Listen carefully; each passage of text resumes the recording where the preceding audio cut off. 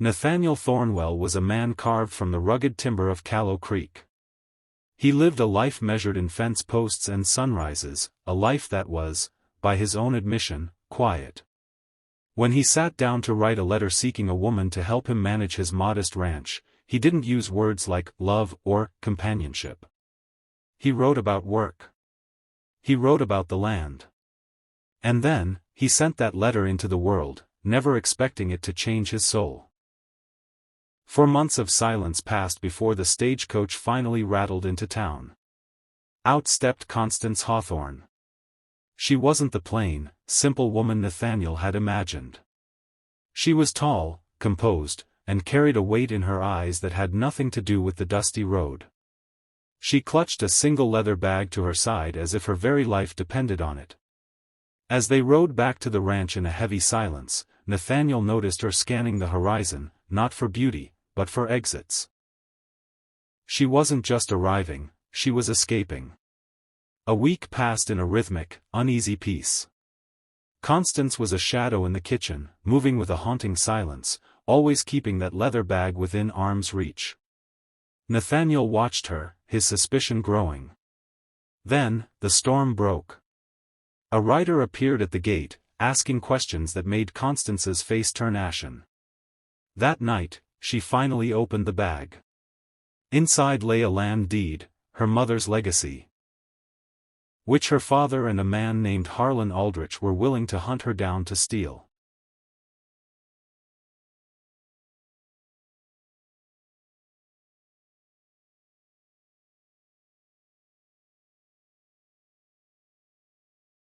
"I should have told you," she whispered, her voice trembling for the first time. "I have brought a dangerous man to your door, Mr. Thornwell. I will leave tonight." But Nathaniel looked at her, really looked at her, and saw more than a stranger. He saw a person who had been running for too long. He stood tall, his voice as steady as the mountains. "I told you I wasn't sending you back to that road," he said. "Tomorrow, we tell the world you are my intended. If they want you, they have to face me first." When Harlan Aldrich finally arrived, he didn't find a helpless woman. He found a man who had built his world board by board, standing as a shield for a woman who had finally found a place to stop running. Kindness isn't always a soft word, sometimes, it's a closed gate and a firm hand. Today, the ranch is no longer just quiet, it's full of a family that was built on a foundation of protection. This is Kindness Hour. If this story moved you, please subscribe and share the light.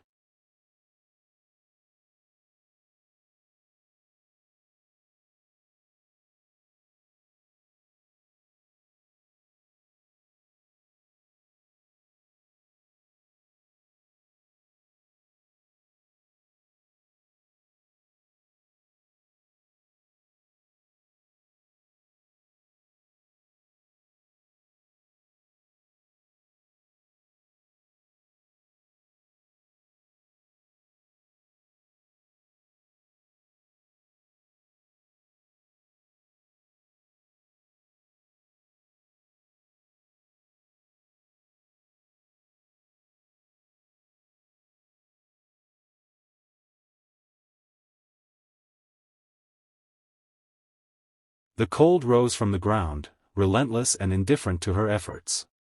By the middle of November, the stakes became dangerously clear. Daniel was seized by a deep, rattling cough that refused to subside, and Emma's fingertips would turn a ghostly, bloodless white whenever she performed the simple chore of carrying firewood. Sarah stopped knowing the comfort of a full night's sleep. She became a sentry, rising every 2 hours to stoke the embers, haunted by the terrifying conviction that if the fire ever flickered out, her children might never wake to see the morning light. One night, while the mountain winds rattled the shutters like a ghost demanding entry, Sarah reached a point of silent resolution. She would dig. Her intent was not to create a root cellar for vegetables or a storm shelter for temporary refuge. She envisioned something far more radical. A sanctuary carved directly into the heart of the earth.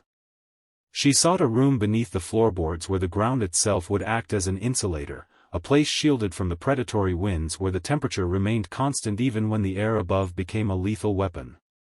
She chose not to share her plan with a soul.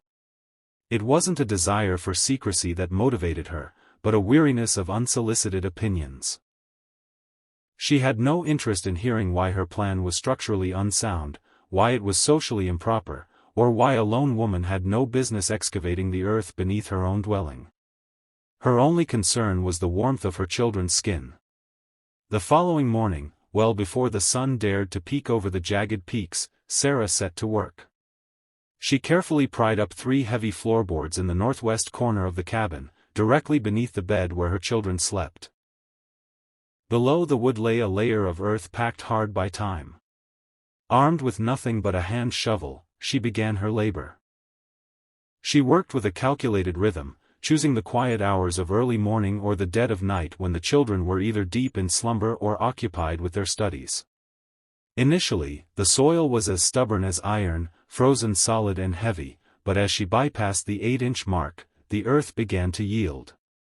It became softer, more malleable. Down there, away from the biting surface air, the world felt calmer. Sarah's project was not the result of a desperate whim. It was a feat of intuitive engineering. She had calculated the dimensions with precision, 8 feet in length and 6 feet in width, just enough space for her to sit upright without her head brushing the ceiling.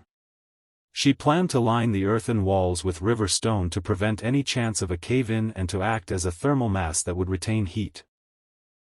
A simple, narrow ladder would provide access, and a cleverly disguised ventilation pipe would angle upward through the foundation to ensure a supply of fresh air.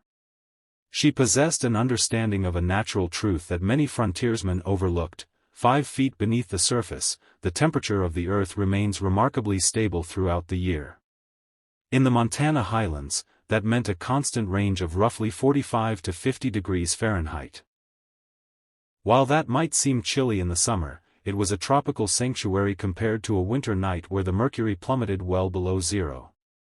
By allowing the residual heat of the cabin to seep downward, she knew the space could become quite temperate without needing to burn an extra stick of cordwood. She didn't have a scientific name for it, she simply thought of it as staying below the wind. The excavation was a grueling process that spanned 3 weeks. To maintain her secret, Sarah carried the excavated dirt out in small canvas sacks and scattered it thinly across her garden patch, ensuring it would go unnoticed by any passing neighbor. Her hands, once soft, became a map of blisters before they finally hardened into leather. Her spine ached with a dull, constant throb, but the hole continued to expand. By the time early December arrived, Sarah could finally stand upright in the chamber. She began the painstaking process of masonry, using rounded river rocks she had gathered during the previous summer. She stacked them with deliberate care, wedging smaller shims into the crevices to ensure the walls were immovable. The stones felt icy to the touch now, but she understood their potential. Once they were warmed, they would hold that energy for hours. She constructed a small, raised platform for bedding and carefully installed the ventilation duct. To further insulate the space, she packed the gaps between the stone and the raw earth with a mixture of pine needles and dry bark to trap pockets of air. Finally, she replaced the floorboards, leaving only a discreet, well-fitted trapdoor that she concealed beneath a heavy, hand-woven rug. From the vantage point of the cabin floor, the room was invisible. Beneath, it was a silent, fortified bunker against the coming frost. When the outside temperature took its first significant dip toward zero, Sarah decided it was time for a trial run. She descended into the dark with a single candle. She sat there in the stillness, listening to the silence. The air possessed a faint, earthy scent, but it was profoundly still, and she noted with a surge of triumph that her breath no longer turned to mist in front of her face. The concept was a success.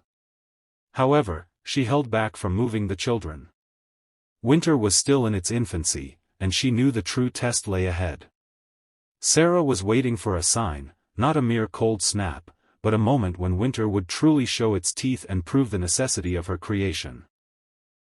By the middle of December, whispers began to circulate through the small settlement.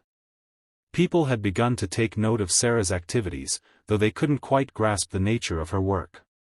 Old Mr. Calloway had spotted her hauling dirt one evening and inquired if she was having trouble with her drainage. Sarah had simply replied that she was reinforcing the foundation, and the old man had tipped his hat and continued on his way. Later, 2 women from the local church arrived on her doorstep with a gift of preserved apples. One of them, possessing a keen eye, noted the freshly turned soil near the garden and asked if Sarah was perhaps digging a root cellar so late in the year. Sarah offered a vague confirmation. The women exchanged a skeptical glance. Digging in December was a fool's errand, as the ground would be frozen solid within days. At the general store, the clerk, a man named Horace, mentioned that he'd heard rumors of her digging beneath the house. He offered a word of warning, noting that tampering with the earth could cause the foundation to shift or the floors to sag dangerously. Sarah simply paid for her lamp oil and candles, offering no explanation as she departed. There was no malice in their questioning, but there was a palpable lack of faith in her abilities. On the 18th of December, Sarah decided the time had come. She moved the children's blankets and pillows down into the stone-lined room. Emma stood at the edge of the dark opening, her eyes wide with hesitation, whispering that it looked frighteningly dark. Sarah knelt and took her hand, promising her that it was warm. Daniel, ever the explorer, descended first.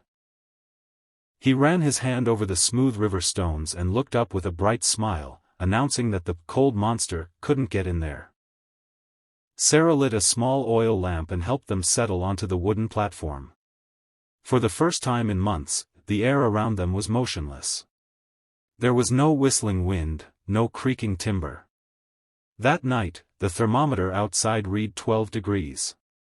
Upstairs in the cabin, despite the fire, the air was a chilly 50 degrees. But inside the earthen chamber, with the trap door sealed, the temperature hovered at a comfortable 58. The children slept in a deep, uninterrupted peace. Sarah sat by the hearth above them, allowing herself a brief moment of satisfaction, though she knew the worst was yet to come. The true monster arrived on the 11th of January. It began as a deceptive, light snowfall, but by mid-afternoon, the wind had picked up, driving the flakes horizontally across the valley in a blinding white sheet. By nightfall, the world beyond the windows had vanished into a void of white. By midnight, the temperature had plummeted past zero and kept falling. The storm was relentless. On the second day, the mercury hit 18 below zero. By the third, it was 24 below. The wind howled with a predatory intensity, piling snow 4 feet high against the cabin walls and sending drifts climbing toward the eaves. Firewood supplies throughout the settlement began to vanish as residents fought to stay alive. Green wood, damp from the snow, refused to catch, and chimneys became choked with frost and soot. People grew desperate, burning furniture and fence posts just to keep the frost from their lungs. Sarah's own woodpile was diminishing at an alarming rate. Despite her careful rationing, the cabin was losing the battle. Thick ice coated the inside of the window panes, and frost began to crawl across the interior walls like a white fungus. A bucket of water left near the door would freeze solid in less than an hour. On the 8th night of the blizzard, the temperature inside the main room of the cabin dropped to 38 degrees, even with a fire burning in the hearth. Sarah knew it was time.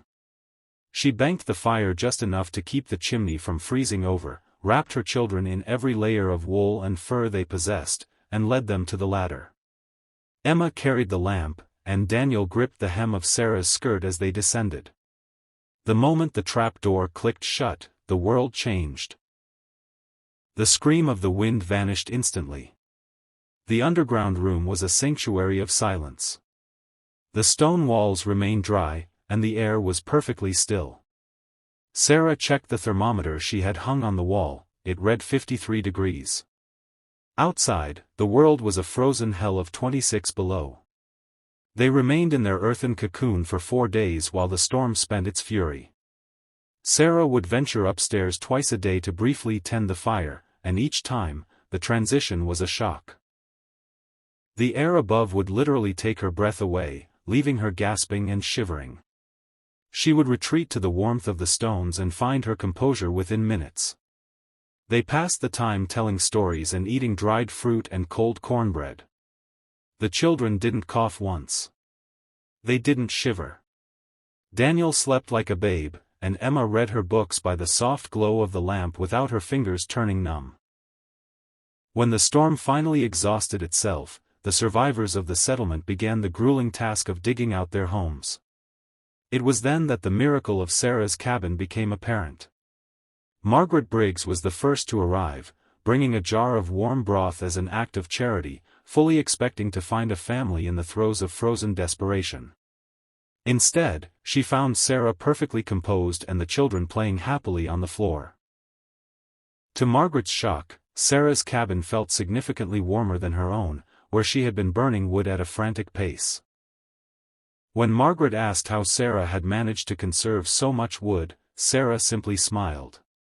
Margaret's husband was currently nursing frostbitten fingers, and her youngest child was struggling with swollen, chilblained feet.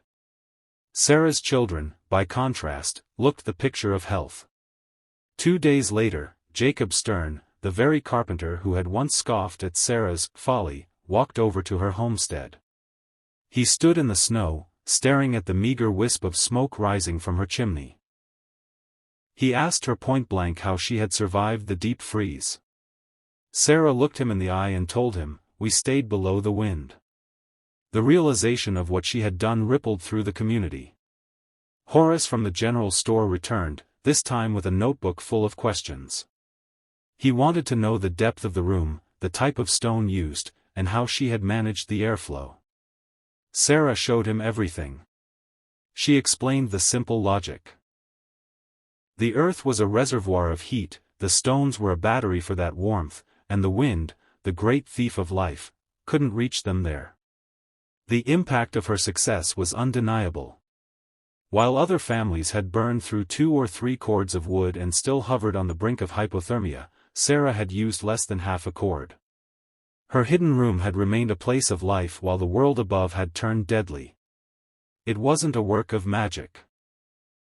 It was simply a woman trusting the ground that everyone else walked over. By late January, the local pastor didn't speak of the event as a supernatural miracle, but as a moral lesson to his congregation. He noted that sometimes the most profound answers are the ones that have been right under our feet all along. Jacob Stern eventually offered a public apology to Sarah, admitting he had been wrong to doubt her.